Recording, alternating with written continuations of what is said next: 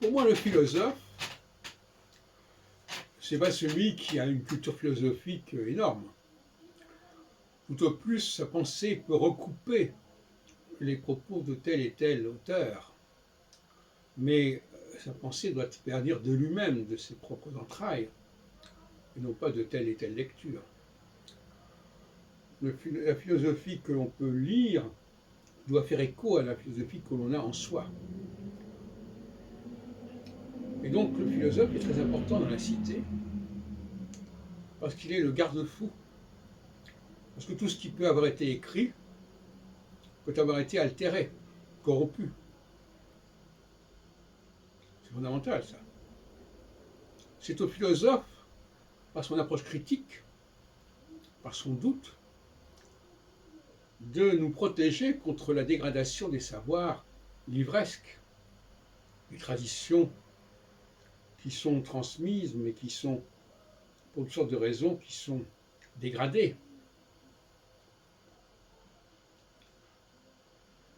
Et d'où est-ce que le philosophe tient son savoir?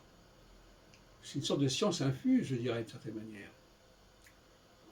Il arrive à se relier aux fondamentaux. Et je répète encore une fois, le philosophe, quand il va vers les ouvrages, vers les livres, eh bien son approche critique, justement, elle tient au fait qu'il a déjà lui-même un certain savoir, et qu'il confronte ce savoir avec ce qu'il lit, et parfois il est en mesure, justement, de corriger ce savoir. Notamment, c'est vrai dans le domaine de la philosophie politique, qui est d'ailleurs lié à la théologie pour moi. Parce que le Dieu ne peut pas avoir un comportement, un discours sur la politique, sur la police, qui soit différent de celui de la philosophie. La police, la philosophie politique, elle est là pour organiser le monde. Et il y a des règles d'organisation fondamentales.